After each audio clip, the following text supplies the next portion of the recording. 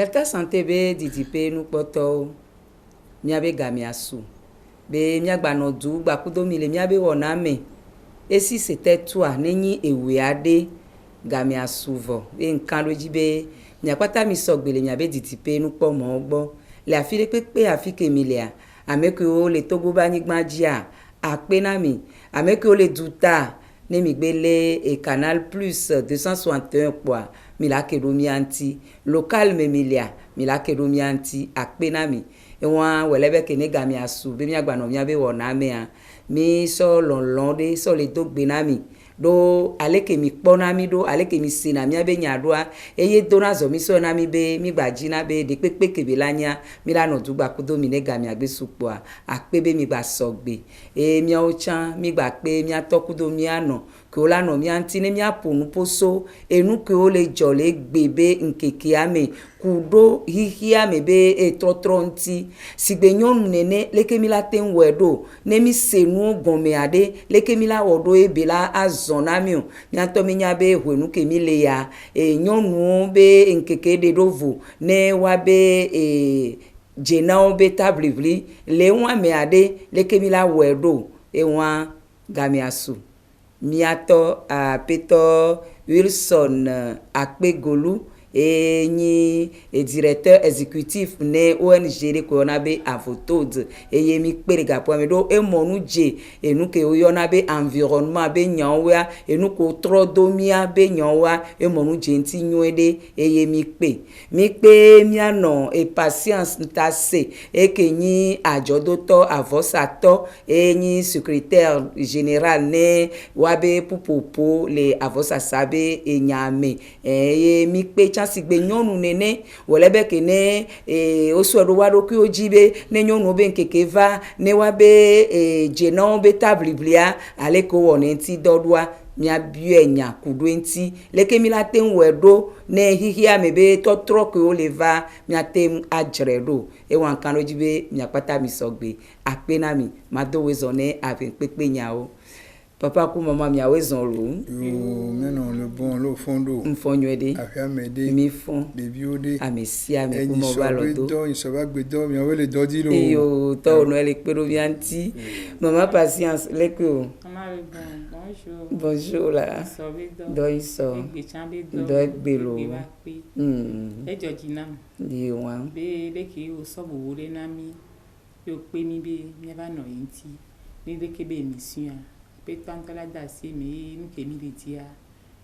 il avait mi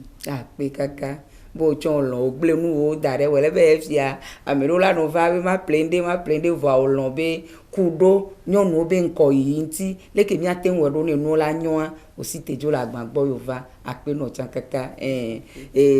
papa ape nte magbado ape ana nyoede ro edogbogbo oglo dare afidio nto nono medio leke mi o la no le gapo ya mi boga ke o lon be ya ba kan se ngba kudomi ya da fo afoji na mi ne aleke mi aten we ro ne mi abe enuku o trodomia aleke mi aten po wajido ne hihia me be trotro ke leva mi apo ndele me a ape no kakalo ape ne o chan won to lo yo Delta Santé be didipe nu poto sigbale ke mi apata mi nya be nyonu be wetri yenyi wetri a me tongon ya keye ola odo swenti le wa be jena o be table blime eye le won kenken me a mi sendi ogbon me vo enu kebe nya etanya ko so na mi le asiagbe a e wo doru mi aji sugbo eye mi jibe mi akwe me mi ajro me ni mi asende gome e le won me a nkan do jibe mi la jra nu sugbo do eye nti ye egbe a mi jibe mi anodule etanya ya mi. Les Français faut gbe obe l'égalité aujourd'hui pour un avenir durable. Ba mi la tengne le kiabe so mi na so le gbe me la webe e soa e la be nko ya e la ten like na mi ba mi atengne ne voler moi mi le do eji sibe hihia me be tro ke mi le yo les Français faut gbe be changement climatique e le do nu po ye nu pata o chakaro de ba mi asendo gome ape na mi awezon va bien be wona mi nenyi ewe ade ba ma troro da mama patience gbo ame ɖewo le kpɔ le gaƒo ya me wòle ado gbe na wo la gblɔ nya ɖe na wo kpɔa ne nya ke ŋdzi be ma bia wa ma sɔe ɖo ɖa. Akpe ŋdogbe na ame sia ame ɖeka godo ame kewo kekeŋ le dzidzi pe ye wole kpɔ mi gaƒoƒo ya mea wome xɔ gbedo na mi nyɔ ɖe. Yo woxɔe nɔ enyo masɔgbea ne papa Wilson akpegolu tsa zerika akpenɔ nyawo gɛndzome nso ade mɔna madogbo ne amegãwo ko le kplɔ gɛndzɔa tsotogbɔ yo le dzi la gblɔ gɛnfiɔgã ava kpɔ tɔgbe anɛ nana eye míatɔ me le kpɔ lɔsɔn lo lamba zikpia dzia míadogbe nɔ ya míadogbe ne míabe mère bubutɔ akere bo ɖo ale si eye míasɔ egbe kpɔtsakpɔtsa sɔ ne mía préfet bubutɔ benisan le wɔn miam le dogbe ne gɛndzɔa keke ŋutɔ le dogbe ne togo be dzɔa le dogbe ne afrika be dzɔa ke nɔna veve ɖe na ga ɖe kpekpe gamea emia ɖe mɔ ne míadogbe ne ame kpɔtiwo ko le didi pe yo le kpɔ mi le aleke be yesu me mi gbe be ne mi ƒoe be tɔ ame ɖe asɔ ke mi emi va ƒo nyuie ɖe nya axɔ ɖe dzi na mi nenea lo. yo akpe kaka enyo matrɔ ɖe mama patience gbɔ zi ɖeka ne magblɔ be míatɔ mi nya be ŋkeke yawo ya nyɔnuwo be enya ye mi le gblɔ wobe slogan nyagbɔgblɔ ɖe tsa gblɔ be esɔ ke gbana nyɔnuwo tɔ ebe nyi ne nyɔnuwo wolé enuwo nyuie ɖea ewa esɔa ela nyɔ na mi vɔ enu kewo kpata le dzɔa mi le kpɔwoe vɔ dze ŋkɔa ma biɔ be leke mi le eʋli nyɔnuwo be dze na ta ɖo ma epe ametɔa leke mi te ŋu wɔe ɖo míase nya vi ɖe. Akpe mama le bon enu ke nya ŋkpɔ be sɔku ɖe nyɔnu be dze na pe ametɔa ŋuti nyi be woa ame sugbɔ mu sena 8 mars agɔme mi sena kpoe be 8 mars nyɔnu ba zã ba mi nyana gɔmesese ke le esi o vɔ va kpɔ be ŋkeke oa tɔtrɔ le va nɔnɔmewo le trɔ ne nu gbogbo tɔ gbam do edzesi be ɖi pe amea amewo mía nyɔnu mi sɔe veve ɖe ame sia ame si te be o 8 mars a o se gɔme be yewo nyɔnu be dze na ye o la wɔ le yi ye o si te ye ŋkpɔ be pe amea amewo woɖui ale gbegbe be vɔ aŋgba kpɔ be le ɖuɖu amea togbo be ame sugbɔ mu se gɔme le ke be la nɔ ɖo vɔa wokpɔe si azã be nyi ye woɖui wa edzɔdzi na be ke mi va mɔ adzi fia to míabe nuƒoƒoƒo mea mi ɖa gba ɖe me na míatɔwo la se me be ke 8 mars be nya yina loa. Enyo akpe kaka papa akpe o la te ŋgblɔ nyavi tukui le na mi na nyɔnuwo be ŋkeke wa ko ɖe ɖo voso kaka ga ɖe mea nukɛntɔ le dzi le me koŋ. Dakpe mia nyɔnuwo mi le biɔ égalité magblɔ ne na tsoto pɔ égalité mia biɔ alo équitabilité mia biɔ ne mi biɔ égalité amandɔ mia di o la mi sɔrɔ mia nu so mi la mi be o sɔku mi mi gbadza nɔ kpe ɖo mia di o ne mi biɔ équitabilité ami nye be nyɔnu ma te sɔku nu su le ŋɖe kpekpe mo ke ma wo ɖo hiya esɔ nu sẽ sugbɔ nu sẽ force esɔ ne nu su wu nyɔnu wa enyi dɔ da asi ne nu su nu sẽ gã ke ma wo sɔ nea ela sɔ kpe ɖo nyɔnu ŋuti ye ŋɖe be la sɔ gbidi nyɔnu le funa ne mi biɔ égalité le nu sia nu mea ela nɔ difficile ela le gbɔ équitabilité ke ma wo sɔ nu sẽ viti kui ɖe na wa ɖe míasɔ be ye fi kpɔ be dodo kpɔ ke mi dza wa me ke la sɔ ati gãwo wu ma ela xɔ point aleke ne nyɔnu ya be le mia mi nye be ati wa be soso la sẽ ŋu ne sugboa mi te gbe nyɔnu ne sɔ atia be mama mea o la xɔ point ke ye ne nu su ya sɔ atia be blibua ela xɔa emi le wɔ be équitabilitéa kame mi la nɔ sɔ nɔ dzu nyawoa mía me ɖo nu su mi nyi vɔ ale míawɔ nyɔnu tsã be dzena ba dzenea ɖo mi kpɔ be nyɔnu mu nyi kluvi ne nu su mía me ɖo mi kpɔ míatɔ gbãto me ne mía nɔviwo gbãto me ne mía nɔ vɔ egbea nya be nu su ke la wɔ le gbɔ ya ma le do gakpa me ɖo nu ke na nyɔnu mu nyi kluvi o nyɔnu ɖo anyi partner ne nu su ye wa me viwo la zɔn ɖo du ye wo la sɔ ye enu ke dzia et on met on les change ya ni gadi ko mia no don ku ne be no di sigbele ogbanzane a me sugbon mien ne son mia me do mia be do komile o en tant que ONG be nkono to wa mi le punu nyon no vo ne mi ya magbanze e so mi no bobo gande be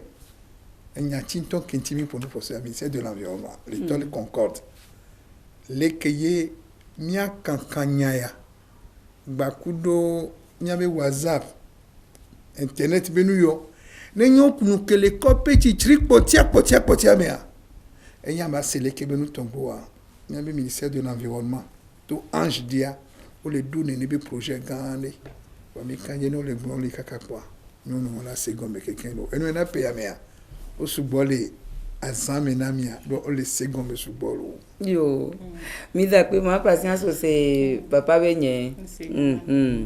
e wa avec au pata le simia be ko le gapo ya me le po mi le gapo ya me ne mi le gbon so mi na soya nyawo ya mi mu le gbon le nu tete ke nona ameme aso dakon lo alo aso le ke kudo le ke o ma u do mi enya le ke be do mi doa voga ke no la gbon ame do gbon be ne mi le gbon ne ade nyon do le musele wa si o pona nso o wona le ke mu nya ke mi le gbon aye won ale ke mi la wodo eye mi anodu mi apata mi azon li ne le so me a enu ke mi le ja mi apata mi apo epo a elani enu ke la don mi aji ne mi kwa medo mi ona spora ne mi le pudua musu adiowa ono na nyonu be alura mi be zonzon ami ne waten kplo kaka ne fike yo le ya yo chan yo ave edo nyonu chan wa do nyapata mi ado do du enu ke pomi le gbon ebe de meye dynamique zande ya won enu ke le do von vide na ma ele ni hian to be to tro ke be me be le fifi ke mi le yo be changement climatique pam jibe ma biomi ke yin be mi ami wo mi to mi planu kudo enu ke otro do mi environnement be nu wea enu ke le ni changement climatique kan to yo le gbon ko papa mi gbebe ne mi azan ame ho be gbia no gomedede e fanana mi wu mi anto mi be gbia me o choga ka mi ajagbagba para mi agbonbe changement climatique mi aja leke aya le trop aya kele hiya me mi agbonbe electro que electro elegle et nous subo tu vois mi invite kinen kenna ya le trop ken changement climatique ale nanyo mi anto mi agbeto be wona we le gle nous subo ne na kpode we fia le frigidaire be zanzan me gaz do le me gaz wane mi le zin ane toletoa e ina be ngona lili po mu vitu ki kenyi jike jana yo lili po gan ke le ya me lili po un chon donc usudi e donc usum tele ba mi agbo la nyigba e cancel le mi sigbele ke be jane no e sha ay enu o be ngona lili po sha donc usa le va nyigba subo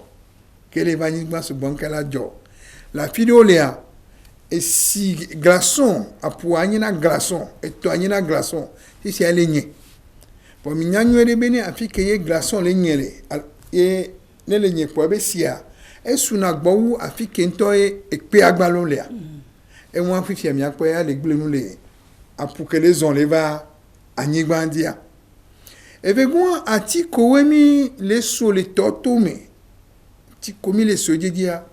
ati won nana ye aya bada kera no va hi mi mila no gbon eye wo yoduna wo so na aya anyu atosodo la mi bone gama ti on gba vele na yan wa mi la pa ba ya vu la jo wa do hi ami e chan le gblenu le e lili po kan do lili po mi on le passer une couche d'ozone oxygène 3 de gama vele gblenu mo keke wa mu le don mi audio e de gba nyana na kafla ke ibe changement nke environnement me nyame pomilia e de gba ben yana ibe roba comme les gens keke wa e le glem le mianti vo be mim le nyon ke cha keke be le glem le apunti e la kole apuamea nu keke wa o be du roba aba gbe nono mu le don wa di o bo ke baba no na padi ntemi so te na gbedo dia mi apole ke mi le wo zo ke mi le zaya no i barrage de à Kosombo et quand kene si jakeke be plona so be konadona barrage wame enke eto volta sene so be na aputa mana kon la apo mana kon la poata keke wa e va do gare me kon keke baba de bon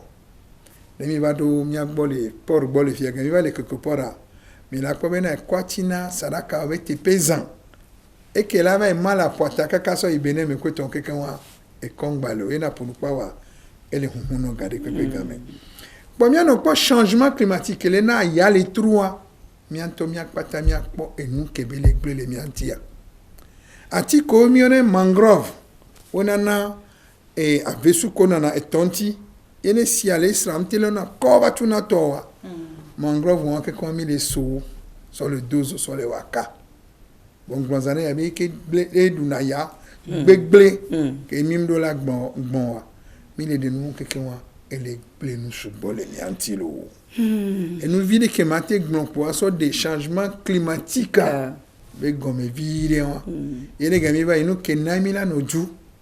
nyonu kunu sula noju yo la woye be la trop vire akpa mi la baba do ntilo yo raison maman patience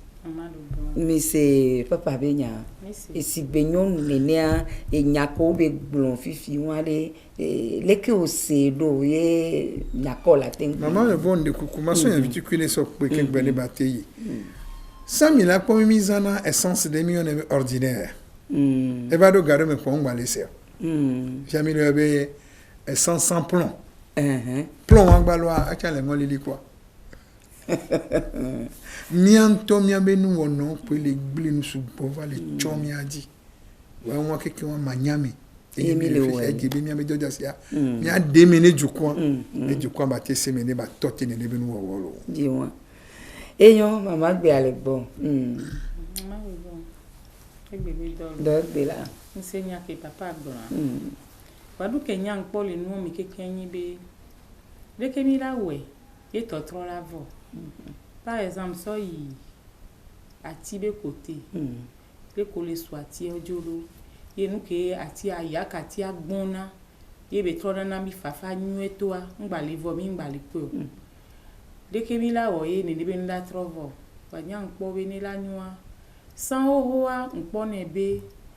ne do 1er juin et il y avait ancien président papa et Adema et Donati Samsena mpona les télé o Donati très souvent va fifia e va do gale me ati do be nyawa mi ngba va lesu wa nu ke nya npo yin be ko le swati won jo o mto le do le tepe wa e chan te no rin e nu on va fifia de kemila wo e nono mi ala tro de ko mi la de kuku na ju ploro wi de wa po ni be mi agbo na mi ne ati dodoa ni la gba to no yedia ba yedi ni to vide ba valley ego won yo mda pe ene sigbele ke ogblia du ploto kengbe papa la ho gbia mi acha mi bi onu do gomesi du ploto le jagba o na mi nyabe le pewo yo mea o projet de na Togo be milado ati 1 milliard nenye mu ngbenyu de ane si j'ai bonne mémoire nya milado ati 1 milliard le pewo yo me et si gale ko gben be 1er juin e o souhait dale be o la no do ati pe yo wone adodo me to vai eva do gare me eva osigbe ke va bu nene vo fifia e obe to 3 gbale va ogunba ne romiso nyabe ane hoya so erodo ko ejibe kaka so fifi ka so na 1er juin ni soir il a do ati 20,500 de e wane enu ale nene a mekewe la we nkono to we la we alomiao mi be gouvernement mekenyi gouvernement edu konoto wawea alomia dumevi owea papa isonya mais non le bon go benya on to nya benya penyanye yenti mi yolo penyanye mi ato nyawo au dasi do 1er juin d'Ivaï, c'est les miens no bon papa ya de mabe game. Mais banya zan wa chan. Ya no do ati. Wanya wa kenyibe papa ya de ma chan zan kwa amo ina be we ni kwa do jijwane. E paro funu. E wa ti akpana do funu ati on miono. Ati kenana le lak me ba do game bidi kame ngba na ti. Bana me disa kwa ti o wa. Wama wobe nyao na doba ku minister ke kona ne be nyogboa mi yona ne be evaluation bibe ke kupo me ati gbugbu nto ke mi le doka ka fika de fika ti o le ma ati mulo jamo ba sodo wa do kweji do a obo ebo ta pepe gando le juta eye togo cha kan akita me e cha la le nkuru ye be avionti jama komiona be jeizeda on va pédo Togo dinto mi va la tio le mia nyabere avec les mia silo avec les mia so mia ba via ble keke ke mia ba avec ble keke le mi lo mi do la jiredo wono wa konta ke ngolo le jiredo mi so si pe video so wa konta o ma to nya ona wa so 2020 na me de gbona nye gbe bom da ti o ma to ne be mi nya de pepe la ti be nya ti o da ke nya de kape ke le kono ya doa mande kukuno mfa et si les begbenenia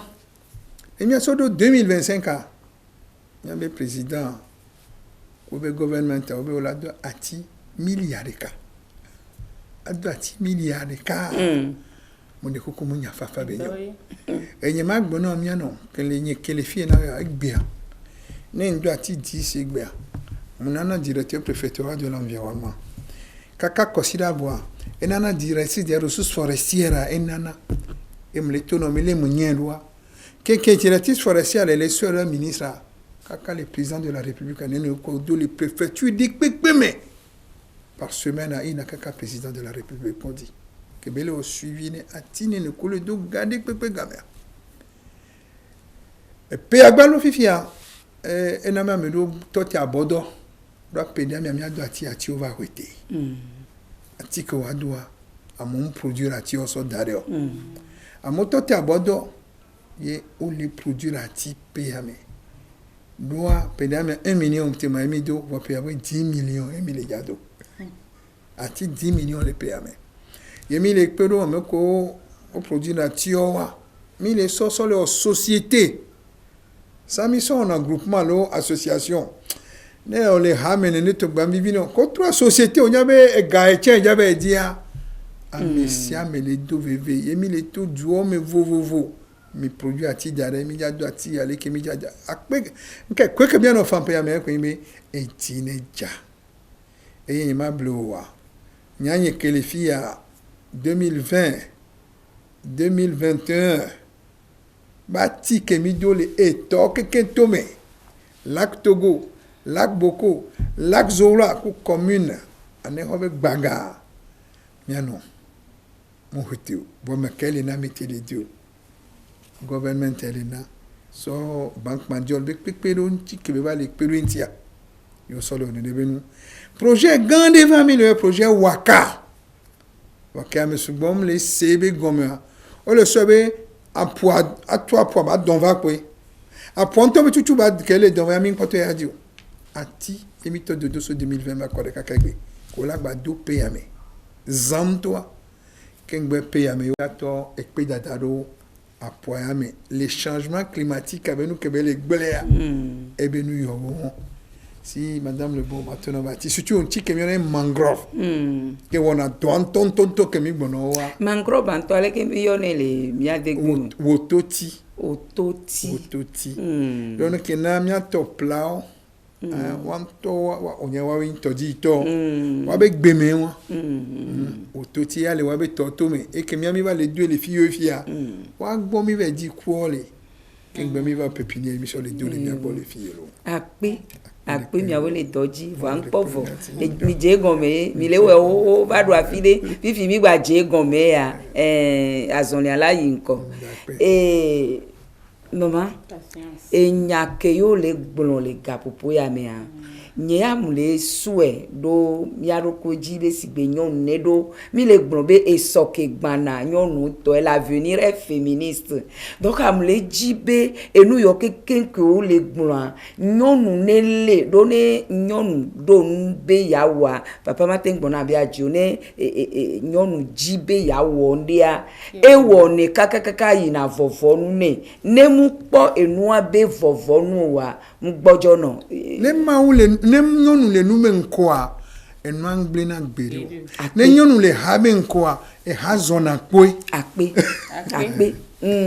ewanti aɖe leke wòkpɔ be mia nyɔnuwo mi la te ŋu wɔ le enya ke va ya me o ɖo ati osone osɔ mena ka nye kudo we do na ka zo nye kudo we do na nake zo leke mia te ŋu wɔ funua ɖo mi ŋgba do akazoa mi ŋgba do nke anake zo wa nene be nya ela nyi gbɔgbɔ enuwo la ɖɔɖoa ma gblɔ nya ɖe nam le funua. Maman le bon akpe. Enya ko gblɔa enya question ko le bio e vivi na. Okpɔ be ke mi edzi trɔtrɔa akazoa mi la do ekpe voa mi adidi ebe dodo. Anake zoa tsa mi la do e va mi adidi ebe dodo. Do gbɔ be sanwo le blema mi atɔ gbe ku mi amamoa anake zo kpodo akazo kpodo wa changement climatique be nya le pepe mu na nyi o e mi gblɔ be gã mea ko le so atia kwa o le do ko le so ko le do ile tepe ba fifi ke mi gba le do ele ke o wa e we be ati o le vo forêt o le bu wa ke va ve me be dukplɔ la ho nu be nkofi yo gbatɔ ati o dodo na mia o yo na ndere gaz ye mia nyɔnu izana ame sugbɔn mɔ denti o vɔna o bona be gaza elena zo etɔna zo ahwe kpa me kpokporo rea o mlɔna do na gaz wa mia kpɔ fifi be comme gaz le na fifi mi le do wa ne la nyua mia wa didi gaza edzo va xɔti fifi be ame no ŋutɔ ko de ne sa on gba tele plo lo daga le ti mia mɔ mi kpɔkpɔ be ne la nyua de ne mia da si atio wa si todo aba yedia wa didi gaz odi na me si ame nyɔnu de pepe nyɔnu da nda dokpo ne pe gba kpɔ gome de gaz pleple me la be na fika me si ame de sans gaz le a ira didi atia soso asodo akazoa ame ne mi wo gaz avide mi wa ka vide ela pede mi antisu yo musi aponya gbaso pe amunya be papa Wilson enya be enu ade ole ekeye aka milazen anake acha milazen voa adokpo keme milazan ne be aka ole a adam de do webe oyona do be améliorer ko troisi le ntia o troisi le adokpo nti fifi be ne olatem so le mia be adokpo 100 tome aso aka 200 aso dozwa aka kola so fi akpo no ntocha enu ke ola da kudo gan toa ola de kudo vitukuya kemi le yo be foyer améliorer a eye anake antocha kure kade poa o jeffli wide poa danu ola danu akudo foyer améliorer wan to ya le homi ke ye ma no zozo kudo to alo papa omonu je no anti no genti mi no o so lo ọjà gbagba le ti ntọ okpo be enya tutukpon to kemi la gbọn mi anu le bon gble mi anu so mi donazo ifi kemi le bi mi abe égalité ayi mi gbe sukulu bi ko gbọn yan be danu ya ka fra tonye we na mi ne ho ka mi be de wa fi si ele kankan ne nso bi o yan be danu nonu wi o chan be planu ale mi me via mi aten so mi anya sukulu no ke nonu le we fi ya le homa me nyanya mea eto egbale nkan nu so to mi apo le Togo ba nyegba dia mi abe president Bubutoa ele de afon ke o le bi o le hiye konia tutugbon nyonu yin premier ministre evegbon nyonu yin président de l'assemblée etongbon nyonu gbogbo do gba le gouvernement me o la fi vovovo do mi va le po edo jesibiri ni nyonu nu suntia o la wonu sugbon nyɔnu aɖewo la do zo kɔ aka eɖewo la do zo gbako ɖo anakea bɔn mi bɔ ŋgba sɔ anake o eke bɛ la sɔ wɛ ma ne mi la gbɔn de bi de nyɔnu nusu ko bɛ le ku nyɔnu aɖe game nyɔnu ya bɛ le sɔ atiadza sɔ ne adobu ɖe teƒe zi ɖeka alo nyɔnu ba mi mia bɛ do ɖo du zi ɖeka game ame sia ame le nya dzena ye tɔ ele nya edada si ke le nyi ye tɔa ela nɔ yi bɔbɔɛ ne ŋutɔ ene gblɔ nye le dzi ma gbava yi nukomi zana sɔ dona zo bɛ kpawo dzi hã mia tasi ya bɔn ke gbali nɔ veve ne fifie mi le hɛn ba énergie solaire yovo ke gbɔ dɔnkusɔ amu le wa ojo le zan dɔnkusɔ sɔ le o nu sugbɔ miame ko gbɔ dɔnkusɔ ŋutɔ dzo lea mi be essence a mi le bɛ zan asɔ va yi dzi dɔnkusɔ abedzo tɔ le gblẽm le mia ŋutia edzi kloe be miazã dɔnkusu le miabe nu wɔwɔ sugbɔ me eŋua ne mi te wea ela gbadɔ mia dzi vɔ ke le veve ɖe yim le gblɔ ɖe le mi wɔ nyi sɔ la ne xɔ du me mi be une femme un arbre mi nɔ kpɔ miawoe mi nyi 52% de population on a be mi le 7 millions 8 millions le yo fifi ne mi va le nyi sigbe 6 millions nene enyon le kapɛ do atia eto bi pratique mi le doa ya no ngba be osi ato nke di ma ve soja be yin ela nya so bi fen tukia le do ati ke ngba ba ni egbea ingénieur agronome ken potada ti me sugboa ma gbo mi be me bubu to ne hoto akere buru mo ni agronome ode wo choga ke be ye la wo be joa ela ni juke meye egbe ko ati le wa mo le yo mangrove no fifi die 1996 into mangrove dodo que ne madame bon la tonya wa yo mbada fato da to gba me ngba yi ma wa gba mangrove wa le nani ko pocha togo bejoa mo gandi mile na ma ba to no be afiko gba le na homa le gbe fifi die be ma gba yi poere mo le togo bejumo ye ko ne abejumo me do mangrove wa ti anya ma te gba na o game mi o mi le we yo le so le dangbea egbe milia mimia ne ke Togo les milia nene ko les gens sont les dati le Togo de mea amomunye oe kwa magbombe yano dure me kati ko budona atinyi dwaba si hohoa no so de ka ola do ameve no so de kala ena be kakayo milaba se kala video afidea egumba to batala toto e chale mia be bobo gangan komile ile minisa ke kona nene benu gboa ne mi amigo na be ça mi donne c'est bon baswati awo mi on FIB la gestion rationnelle des ressources forestières les kemi la on la les benene ne benu ne ngba bu gbede keke on wa e belele won ye ba zoni zonmile ko yi juwa gbo yo jabe wo dokuro joa yo ju kwanto enu ya le gbele mi antie ya le kemi la wedo won to la de ce soit bakudo ani ni mi pe mi ado atia mi on pata mi va mi adatie ya no ko le gbozale bon gbali to mano le wo do gba le avv ba vegan me la klakube nkora commune lac de mer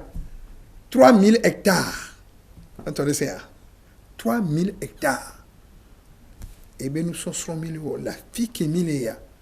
et ne mi atopole ke avec ko gbon keken wa ne mi ato sodo wa tepema ba mi nyave kweria ta do junu nyan gan wan kele mi be gouvernementa so be po mi be président bubu tontoa ma glombe Togo la ba troto e ba ti ko bedo sa yele yaro ape enyo ma glombe sigbale kene papa gbon fifia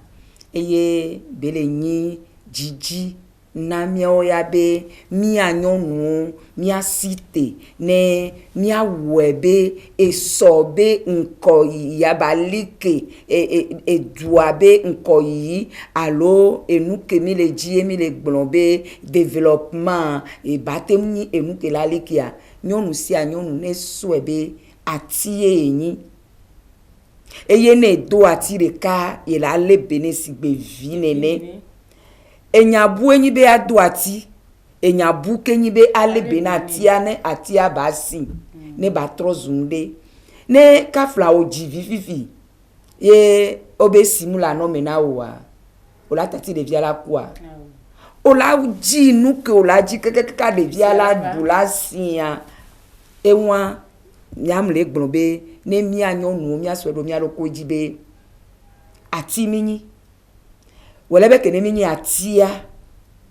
eye mi la le be ne mia ɖokui be esɔa ba nyɔ na mi ne nyɔnu sia nyɔnu apo ha sosoa avɔsatɔ nyi mi ɖo ha ne mi sɔe ɖo mia ɖokui dzi be memlɛɖa sia memlɛɖa nye ma gblɔ be nkeke sia nkeke o memlɛɖa sia memlɛɖa ne ameamewo yo sɔa ye mi le do ati ɖekaɖeka ye mi le kpɔe gbɔ be ati ke yo le do wa ela nyi enu ɖe le sɔmea nka ɖo dzi be kaka na epe atɔa mi la ke ɖo ŋɖe ŋuti pa miawɔ yɔyɔ ne miatɔ nyɔnuwo be peyame 8 mars be nu ko mi o kakaka miasɔe ɖo mia ɖokuiwo dzi be kaka mi la gba va 8 mars 2023 ati ke nyɔnuwo la do yo la hlẽa papa akpe mi la de bo na nyɔnuwo kaka ɖo dzi wɔn ya la si nye ekudzi mi le Amen. sigale ke be gblɔ va yi nenea ke mia mi le ya tɔ 8 mars be azã dzi le lac be nuto mea lac 1 ke le nye anexɔa mi sɔe ɖo nyɔnuwo kpata dzi be nyɔnu ɖeka ati ɖeka ke mi gblɔ na mia be mea bubutoa teƒe ɖe le anexɔ na mi le yɔe be forêt urbaine sigale ke be gblɔ ne be ave le dume forêt urbaine ena mi teƒe ɖe le funua ke mi le yɔe be place de la femme mia nyɔnu kpata mi do ati ɖekaɖeka ye mi sɔe ɖo mia ɖokuiwo dzi be bebe mi dzi ye mi la le be na bebe wa vɔ fifia mi ya sɔe ɖo mia ɖokuiwo dzi be memlɛɖa sia memlɛɖa mi la nɔ do ati memlɛɖa sia memlɛɖa nyɔnu ɖe kpekpe la nɔ do ati le anexɔ be dume eya nyi ɖoɖo na mi ye mi la nɔ kaka ne miasɔ kpɔ 8 mars 2023 be nu ka ye be la na ma mi le wɔyɔyɔ ne nyɔnuwo kpata ɖo ne sɔ la nyɔa nyɔnuwoe l'avenir est féministe papa ntɔ ne mianɔ be obe wa mana yo ati ma be watia ene kimi dia mana mi esɔ ma ba kpɔ elo ngale gbɔ ne le dzua keke be nkume bere ati ke mi anyɔnu mi le dzi la do de kpekpe ke mi le dzi zero fa mi la na mi bon le dzi kpo be ma ba kpɔ le pe da me be o do ati anyawo nyawo lo ati awolo e won tonto wa ke ma so pour dia ele bibi ni to ko wa mingba no do ati kpo mi no do ati ku sensen chama ti sugbo mnana kpo de unde kpo zebeye msile la ne ho mango jamo do mango ti dade nyano kakoyo no ntozo susukula wala don le wudo a mango ho yimia mia be de bi ona ma agbore ki kweto salada lo na ma no mo de bi ona ah devre ke o devre mi oya ke bi ba be ru akumela o me nya to do bi sukulu onyi togo ya ba me gando ogbe a ma to nyawo na wa kaka lundi après midi wa ba wa keke wa e podivo do le ya mango ti ya amoso na kala ku 16 km ava sukulu nyano amango mayoduna kame on hena flane katetevo galio blana no na kotokume eneti glo les ans no chondo mi avec gbani pufu kura gbe ola gba jemo kengbe fi da gba ola gba jemo gba iwade enu kekan mo na nku na yem le do ati egbe ale jude pepe mekele odo le wa be moji kekan wa le do amango ti alebe sukulu via ne gbogbo am jamo wela we dare na mi o never even e mo gandi mle gbon le de kuku ne miami minister bubuto yabe gouverneur no de monami be ati komi do le zebe mi amango ti ke jamo do a dana ati ado pede angba no na bode pepe nu agba ba zin odo la doli fiana mango ogen le dia o le gban engon vi o le no wa do medua ngba nyon wa de monami ndo amango ti won yin so ndo ve kunde ya so le do peton o to sesen bo to ne de monami ne gbani ati ame wi ane mi te de ame wojo wa ya do le tepe kakaba gba ye tepe le gbon le mo gandi ye ne wa te seme ne wa poli ke mi ate woni de benu ye mia no komi le do atia mi do ati ku sensen sugbon le do le komiser a wanya le do le komiser le do le moadi ale ne vidi quick bovale ane ne siane ti siane badu ma ne ti su badu fa mu jamo wela we dena mi emila sono tuhu e kemia chamia odare ne mia togbo yo vioma no e ken le bio so mia no ntia we e walo Ndio. Maman le bon. Oui. Mouanou. Mouanou que obé lui mas dia yo la un temps que yo doit tirer. Mérito. Ah, mi acha mi se dare. Eh. Ne njue fia ma joku jonya. Anyene Sigbe ke mi acha mi le asia mi agbata ko mi sia mi. Emi pona ku le funu ma sonya ini mi ato. La be mi acha mi aso do mi ado ku ejibe. Ne gba yin serikale wetria be chaya. Mi do la bola no wonde. Ba mi acha mi la so do do mi. Ati do mi acha mi no do. Yo. Ya je mi ayo mi. Yo. Mama Ya le bon. bomber bubuto e pa pa. golf cart. ne mi be ko men ya godo mi ya be depe go Aha. wo wa lo me ati o kakon ya tova be yo le jati E won. da fio hale ja na amoko produit na tia wala produit ke depe o la ho o la te ba mana mia ne mi be so lo Waji tepe ke mila no do edua. Ni be so projet ai no po ola bo na mi. Yewa. Wa golf cart mi to ke kian America ko mi le wa go mi. Mi do akpe hosebe bebe wona ke me milia e la pedo mi anti be e so ke mi le gbon be ne nyona mia e la nyona mi godo ne mi anto mi site ye mi gbon be e ya mi la wea nyonu pata o site le wa be no pe o wa enu ya mi la we e ye mi ano de kuku na nso be o ne se gome na mi ne o la home ye sron be de oyo la fi de be wa va doati alo oyo be wa va senya wa gbonya de na yo wa miano da sile miati masogbe ano na soro da musuku patare wa miano mi da na si mi abe o we bo ne mi to de kan mi edo ya ngbo miano de bere we gbe wo sensibilisation le degbe nu la ne ho enyo na kwasi dia ebe ye mi akpeke la de voilà mo be ye la mo ko hona ti nyo da na gbe ya mais la gbende ke mi ane isron yo fon po ye di do po le ba hadadi ke la gbalile asi potia india a sera ko be le do ati kwa voto e no to vena do vena da ikakaba ke va pour le fifi e si ati be nyagome a ton pied mon pied e ma to nya ona mi aso ko wo onyo no mo e no na no so nti e o do na ti akakaka e no so ba to kukuto manya yele wa me o wa kemite le pour nous pour les mo gandia ya me siamo le sianya tu du que matona wa no pedoro government me tado jinunya ke be so dade amedo lo ihone kon gbe kekela ela mi abe me la ke be do be e makto yon ke be le do forêt urbaine o be nyaka agba he wa da ti le judo me a mi ano no do ju sigbe mi ame won to ina mo adi wa Paris no ja de l'avion mais aba vaisseau mo jaje no ve do Zurich les Suisse wala ba veke me jaje ma bo no ve ja edugan me do ju ma yaye mu nyono ati aduna gbegbele ale me enu na yo do na ti do na edugan me a eye won lo mi apero mi abe fio ha me tado jinu nya gan ke be jade a ne nya no hadame ne wanya me gagbogbo de o so le plateau so le do ati o emi ale nkudu ntilo ele fe vele nto enyo nyake ma wa gbon fifi a sigbe ale ke mi gbon be milazan nake milazan akakpuya nyondo amedio mi ave groupe de ole o pla foyer amélioré be wowo foyer amélioré won no we ye ngbon ba isan be akavitu kine po odanu gbogbo de pa de mi jia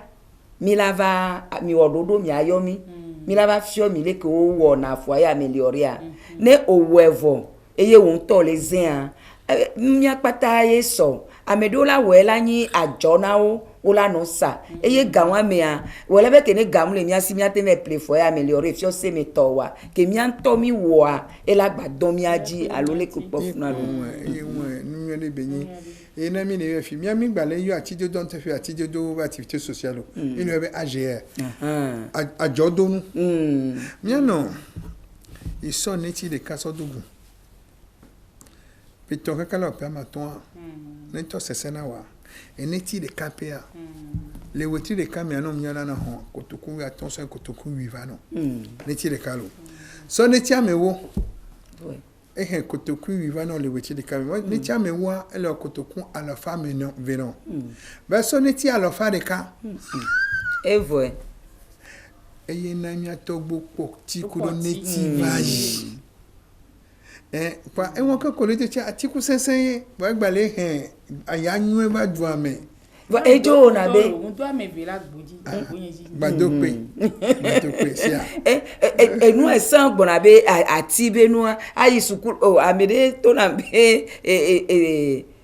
ya enu o be ne ve no atagare gbo ne ba pla ti dodo kudo eto ebe eye yin ho mama nya to la ve no do ati evi akebe lona yala isukulu ne be ala ba be so a anebe watia elle va porter ni so mi yo me lycée bio la ne ho mi no tutudo so mi entrepreneur des jeunes le ke won tan ni so heavy po na ta gbagba jeje so kaka sukulu mandia ke mi yo bonyan ke mi fia wa le ko yo produit na ti ko la badwa mi ana ma to nya wona wa e so de king benyama gba jo ajolo be moi les vidéos va livrer eneti sanam mi PDK 1500 bi ko be woni ne sere kama sukulu vi PDA mi pleneti la merio aussi c'est 500,000 be ko yo te wa yo to le koyo o le ko ba so bi ko ba c'est ça me va ko ji be ya o yo chondo ati yen le kendo me na wo ro kwa me o savo ega monwe wa me subon mu le nyo même mia non le bono na monye a me subon ta si abodo ajeva no doati no o le di ati subon to ngbe pede me ati ke mi dia mi nten pe ola nso ya pe ya me o yo we fois 10 mi te ja pe ma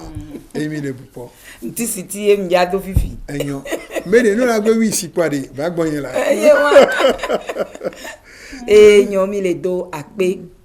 em hosebe welebe ya be nyake mi le gbran ngba yin be aso alodo ata me be nyae alo agbon be nyanye mdo nde pepe le jawo gamula sinye ma do ajo yen npo gala o lekeleku yen tia ma o leke kudo leke a o site edo le fifi ati dodo be nyaya fifi a edo ebe yin gamonu be nu ebe yin pa mi apata mi aso ero mi aro pe oji be atia mi la doe ye mi la po egbo be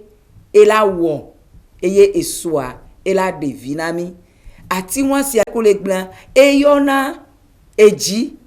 ati won mi no na gomene e nana fafa atia ebe kusensian mi dune won keye mi la dopo ati be nya iyawo wo e won kan roji be e la don mi aji ne mi so nya ya so do etowo wo mi a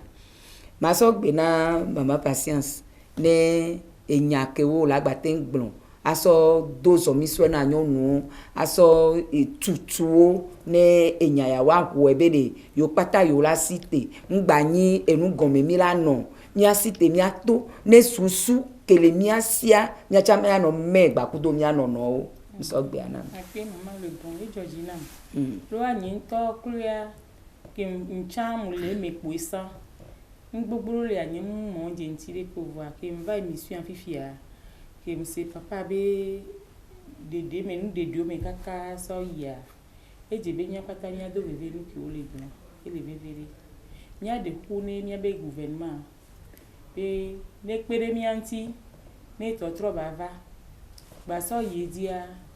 npo e do je ti chan fifi be agbeto le ku chan su gbo wan po be ele so changement de climat gbo donc a madou nsenia tonyo nu obere nya pata mia so nya le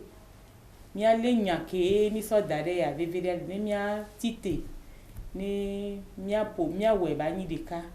la bena ne ngbogboro le sokure do lele eku pata ngbogboro aba deda ne mia vole ihia mi eyon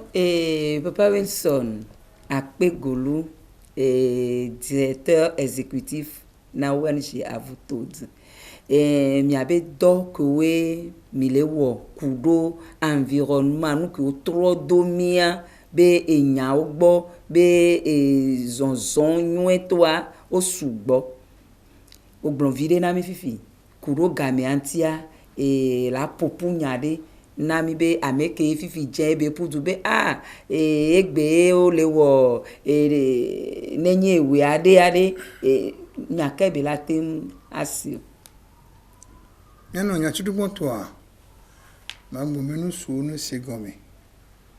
be nyɔnɔ nu xɔasi be nyi. Merci. Wale ŋku ɖo ŋuti. Ele wɔn ɖo mele wɔn ɖo ame ne ƒona nyɔnu la. Ame kɔmea ƒona nyɔnu. Wa bididi kwa dzo le gbɔ. Eya gba se na veve. Ƒola no ƒomo wa. Etela no titere ko dzo ƒom la. So dɔ dzo le gbɔ. Bon le ŋku ɖo ŋuti. Ale mi ave mi ami ate no ju. E mi awɔ nu ko dzi wa. Eya nyi nyatsudugboto ke ma gba wa. Sigbe kaka ti dodo yo. Ɖeviwo be hehe nu ke gbe dze kpoa. Edzi be wa le dzumea. Nyɔnu ko nu so no no tso ne wa eya nya nyatsudugboto ke ma gba. Enya ti be go ma gba gblɔ be de. Gbale te gbe ɖi. Nyanye kele tia no nya tia be pan ke be le no. Munde kuku fio hale jagba ba na ti be nya. Munde kuku. Munona ta kpekpe ko jana sidona homa gonjia. Muno nyiso. Concorde eswa muno concorde ni be grand popo gbe mangrove kwa ti be nya kekwe na grand popo togo ku bene o chale wondole mi abe gbaga be shena la di. Atia ole wodo mi akpedo fi han gbagba kebele ji ati. Pogan je game vele mi le odebe waka fem waka resip mi le odebe papu bio monto lo ati be nya to be dodo ko wa le ju amena mi wa nyonu ne gba segome le kenwa le vevede ne fi hadwa nyonu si enyi directrice les ressources forestières ne ati be nya vebe nya le togo jumia nya no nyonu si ele ne nebe nuko donc amia segome be enu vevede nto be nyi ne fi ha donc po be ne nyonu le funwa ela lenkudo nuanti hulo ye potia ne ati abe dodo le wo kuviona mia mi do ati kela nya ati ku sensembe nuna mi le nya ati de fivi de le mi ngbagbon chame kele duade alekela duade ne jua ba du fala pour l'humanité et potia madame le bon onya fi ken kaka blanc mais bien tout le reste de ma vie je servirai l'humanité amen apin dikike mao les filles viennent tout nommer à tiner ne ko le donnant la pique les no via ne yo nombre non la da panya mate sofio les vidéos dit nyonu ne ke le gban kokoli actuellement ni matin a ti ko le do les filles flower mais leur flower les benem mais so ka comme doit me les filles mi apo nombre que mi le dio plus de 10 000 plants de fleurs et mi le kaka comme va et que quand mi les deux on tourne le pop préfecture à me laisser bien que les joie non est trop mila jagba kaka mila no ponu du konya ne watin segome ba mi akpata mi no asila sime le mi on ne me nudo mi no nyawa kwa gbadago to be fi ko do wa ba ti aro agbada onu mama le bon ne wo ya sure so to je won ne so vone no olawe game antie nem nene wa mi jibe mi aponu pokudo mi abe anyigban o chanti aleke anyigban o le ku na mi do eleke mi la wodo e anyigban la gbo agbe bene mi do nua enuku o ne wo ne enu wa akando mi na mi le asia o me do mi jaku enu pata le hochi do anyigban gbale na nu kebela no mi abe engrais chimique o du anyigban na mi e san avoclude o to na la anyigban mi alo avoclude yo ni o to na la anyigban mi o gudu na anyigban o jira na anyigban do o gbon na mi vo egbe a enu o ngbale o nkan do jibe o monu jenti o be ne la nyon compost e mi la so no na rudu mi abe enu dodo vo eglo mi la va troveji Miano tu ka de mona makata ne vitukwine gamea composare kafla bo mi ngba no plo yo vo do glo no wa me sugbo mi ngba no o persona no gbegbele abana na mi zane kwa onya ka wana no se kwa otro na leki mi ami to gba kono do no yo Kaflalo, Naso 86, les Suisses, il y avait Gazia, il y a un peu de soin dans nos poumons. Mi gbɔnɛ mi wu ne do na mi aba gblẽ ame keke adidoa ne mi huya mi kɔnɛ do na gblẽ ame keke mi bɔ bɛ nu yɛ ma te o nu bon o hɛn angrais va na mi le fata va y tɔtɔ di on va se gavider on va le faire avec 18 000 francs le sac à monter gbalé plus bon mi fait sur le blé miao mi aba nyigba e ma blo nyinza na angrais gbere osia an mo kole wa bodo le aneho yo le sibe mu réussi na yo matin jo abodo agade de bon mi afiopo ya no so enyi kejivi be mi lo pete ba e dibe sako de kabana mi ona ekpe wo de le petome be silis ba e dibe vite cuine asobanam ya no lesen si na tasi mada compost no sako de kan ma so de compost 10 hectares no mi on be ferma o pale kono jada yawo no ale yi o la so na e won gba lo kenya be wi da gbem pa ento tena ento na ka ko adido ke mi le wala ne ho meri le wa actuellement onyo nyere susu de e won keke won engrais be nyina ni kwa urée ke mi be plena eni produit chimique e mi le yobe e nuketema urea e de la di do ame ken ba nya ba gba plangre agba so wa ojuvu nu ba sebe no do da mi e be flumi kaka mi be do funu ni mo kile na do lele isi anu mi atodo le ngolo bia sukulu ke yovo ya eye ke mi mi gba be yen na wu wa chan wa mi la jo gbe mi ma se mi bo ba le abi gboro ya ekuli gbalo ko dana se be yin ne lo ije gba kuro bli akekendo dore kame ekuri eje be la zot ke la yamia ne le kwa makpane ne ma wudo eche won so na na tia so na na ken no hlen no ho ati won enu godogodo no na chame enu agbagbele me mi ona me rizobo biom na ya dwa zot ba kwa nya na ngo so tela nyigba ebli a ho na me nudo nya ke o ma no do no fifia ola de ebli ola ba de ekuri abeku ola gba ba so atia aso wa anake ba enu supo ne bi gamile odoko agleja to wa ola no produka no be projet avogbe jengbo de ko ola ba to ya habitude de mi atro susu le mi adoko mela yo e le yo vodi agamen le gbono ya no bo le sa amango de fifi e ko zangre na plan de ka ola to no be ke bio ya ko zangre na ola play akpono ya ma ba we bo huma se hotia elle va vivi elle va quelque chose yo enyo minti de ka ado akpene le bon dakpeno to ya no dakpeno le keye le to yesu ya mea obe honu subodua mo le dakpeno ya gba dakpene amokum dogbe na kemba ya ma gba yo de ka de kom ya dakpeno e ya dakpene ya be government ne agbagba college surtout ministère de l'environnement so to wakadi ya be joa ati ba gba be menamia ne mi akwa gbenyu mi anu a ba dakpe na wacho mi dakpe no jukon edo tomile yesu vi ke mi wo ya melo yo akpejero yo delta santé be didipe nu poto mi le do asite na egbeto arofi eleke eye mi le do akpene mi adometor esi ade ke gbasoro mi arokoji eye mi do to mi le gapo ya mi eye mu kan do ejibe amere kokoko e honde eke be la so do do mi eke be la don ejia eye to e angbale to na nyonu pata be mi abe pe ya mi be tanya eke le ni l'égalité aujourd'hui pour un avenir durable eye mi le po changement climatique be nu leme yemi gbonbe mi la cité a nyonu si a nyonu ne cité le tepere pepe be sofifi kaka sona 8 mars 2023 miawo akontade ye akonta wan ba de vinami mia don bela don miaji ne mia to nyonu pata mia cité mia la lo ne mia nono ne mia zon ne so me ba nyona mi lo akpe na mi mama patience akpe kakalo akpe adogbe na nyonu nam le agbada honu lo o le po mi chan ame ko le fifi le po chan exam o la po e lo wa pa to la sonya de mi eye wa e ni mi trova mi la pouver nde na mi la po yo eyo Papa Wilson akpe golu akpe ewe wodo yakpata mi anotu mi le do akpe na directeur général Apan Johnson eke na mi monu popo na mi emoya be mi atem no sonya no na edukwan ape Adam de modoto ke opata na be mi se mi abenya mi pomia akpe na mi Mathias Foayi Donald ku amisiami akpe na mi lo mi lagbadogo mi agbanodu bye bye.